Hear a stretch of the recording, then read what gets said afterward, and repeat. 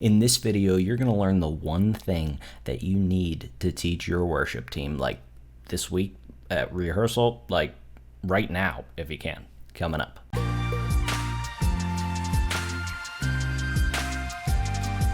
Hey, Spencer here from leadingworshipwell.com, your daily dose of practical worship leading tips. If you want to find those tips, head over to Instagram or Facebook at Leading Worship Well, where I'm posting new worship leading tips every single day. But you're here on YouTube, so go ahead, hit subscribe down below, and let's get into it, because today we're talking about the one thing. That's two things. The one thing that you need to be teaching your worship team, and I'm giving it to you right now. This is the one thing that you need to teach them. 5 simple words. Here it is.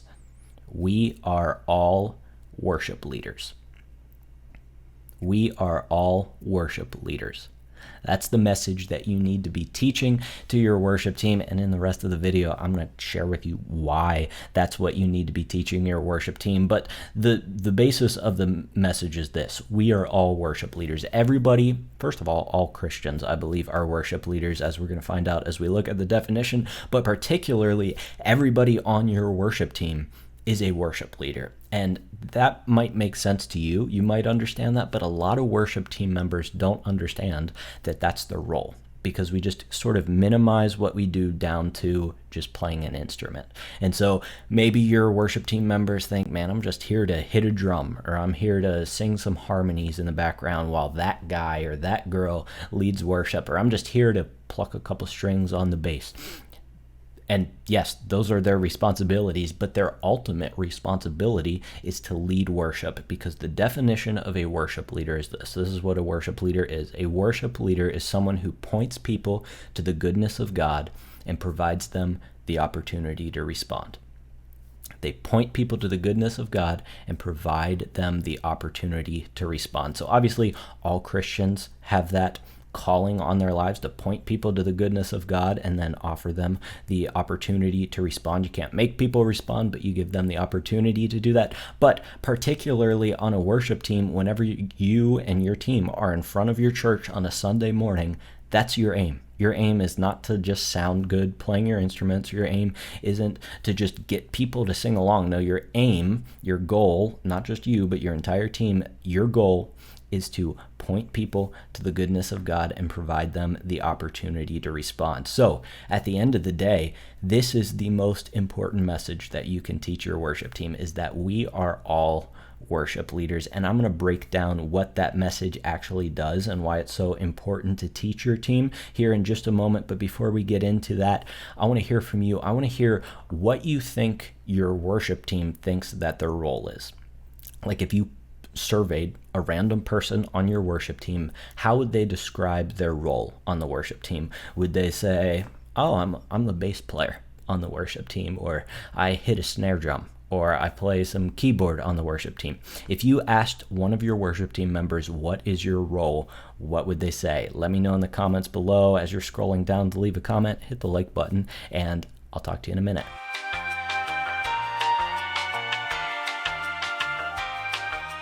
Thanks so much for leaving your answer down below. Let's get into what this message that we are all worship leaders does for you and your worship team. So this message that we are all worship leaders, I think it does a lot, and it does more than what I'm going to share with you just in this video. But the first thing that it does is that it causes your team to take their role seriously.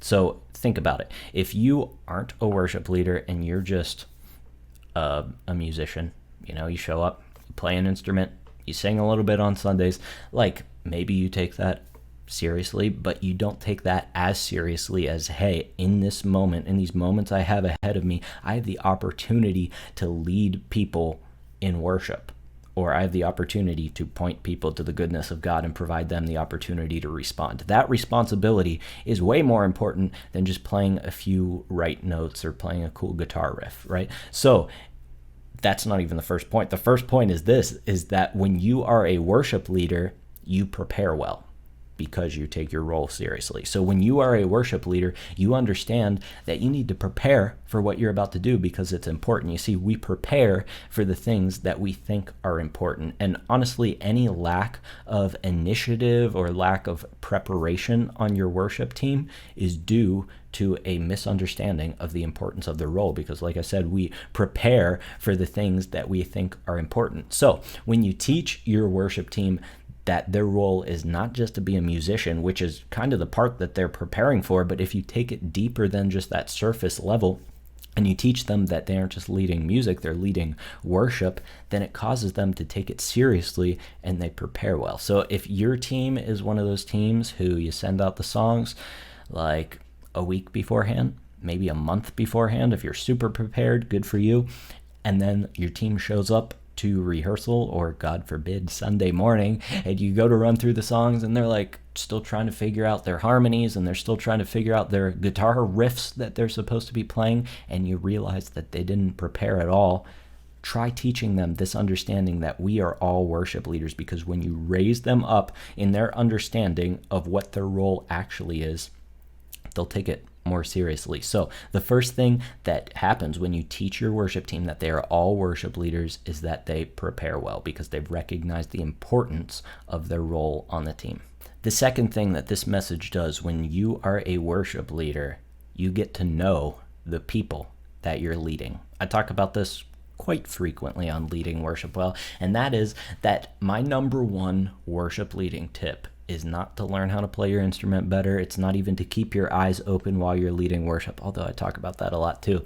The number one worship leading tip is to simply get to know the people that you are leading in worship. And as we lead our churches in worship, you and me as worship leaders, we want to connect with them, but it can't just be us that connects with them. It has to be our entire team. There's so much more power in that happening. And depending on the size of your church, even small churches, it's hard for one single person, one single worship leader to make personal connections with everybody in your church. If you're leading in a church of like 50 people, I feel like that's like the limit of where you can at least have a casual relationship with the people in your church. But if you've got like even 100 people in your church, like you can't form relationships with all of them. But if you have a team of 5 people and each of them knows 20 of the people in your church, there's a connection, a personal connection, getting to know everybody in your church, and you didn't do it by yourself. So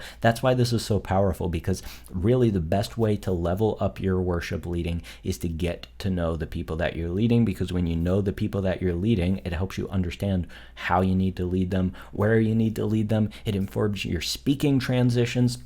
Not to mention, you connect with them better because they actually know that you aren't just that guy or that girl who sings on Sunday morning or plays bass on Sunday morning or hits a drum on Sunday morning, but you are a real person who's in their small group, or you show up in their lives, or you just had a conversation with them out in the lobby about how their week was. Like, that is the essence of leading worship in a church setting, in a congregational setting. And so, like I said, you can't do that all on your own. So stop trying. Raise your other worship team members up in this and let them know that their role on the worship team is not just to be a musician, but we are all worship leaders, every single one of us. And because we are all worship leaders, we all have the responsibility of getting to know the people that we're leading in worship. So when you teach them this understanding, you can teach them that their responsibility is to build relationships in your church. And finally, number 3, when we embrace that we are all worship leaders, we understand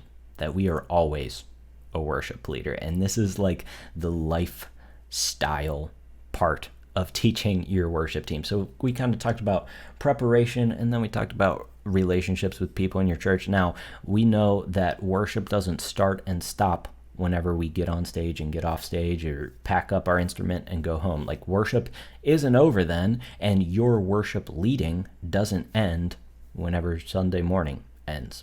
We are always worship leader. You are always a worship leader, and more specifically, your worship team. Since they are worship leaders, they are always worship leaders, and what that means is that they all have the opportunity, not just at church, but throughout the week as they go to work and interact with their family, as they're participating in small groups at your church, whatever it is, they are always a worship leader because they always have the opportunity to point people to the goodness of God and provide them the opportunity to respond. So raise that up as you teach this message. We are all worship leaders. Raise that up. Raise them up in their understanding that in every moment in their lives, not just on Sunday mornings, they have the opportunity to point people to God's goodness and start some conversations around that. Ask them, like, how does that take place in your work environment, in your family environment? And then how are you giving people the opportunity to respond to the goodness of God? And I think you can have some really good conversation around that. So when we are a worship leader, we are always a worship leader. So there it is. The most important message I believe that you should be teaching your worship team in this season right now is that we are all worship leaders, and it's going to solve so many problems on your team as your worship team is raised up in the importance of their role and the understanding of the importance of their role, and they start to take their role seriously. You know, all those problems that you have on your worship team where they're not prepared, where they just kind of all hang out and together on Sunday and don't really interact with your church.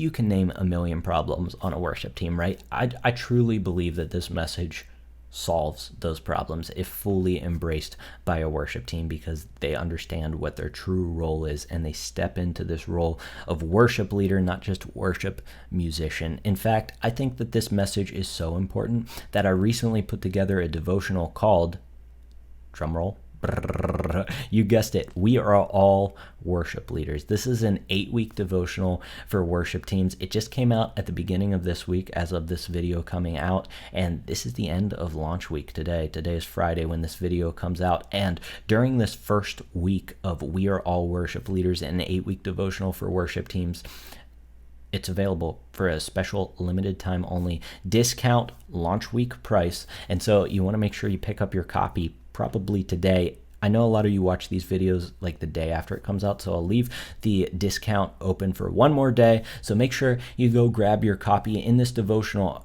you and your worship team are going to be raised up in this understanding that each and every one of you is a worship leader. Your bass player isn't just a bass player, they're a worship leader. Your background vocalist doesn't just sing harmony, they're a worship leader. Your percussionist doesn't just hit things on Sunday morning, but they are a worship leader because they all have the opportunity to provide the opportunity for people to respond to the goodness of God. And so if you want to raise your team up in that understanding, there's a link in the description below to the devotional. I've been working on this for a while. It was supposed to come out like at the beginning of March, I think, so 3 or 4 months ago, and I had to delay it because of everything that's going on with COVID, and worship teams weren't meeting. But now worship teams are starting to meet together again, yay, and we can start doing devotionals together again in person. And so I thought now would be the perfect time to release this. So make sure you grab your copy. There's a link down in the description below.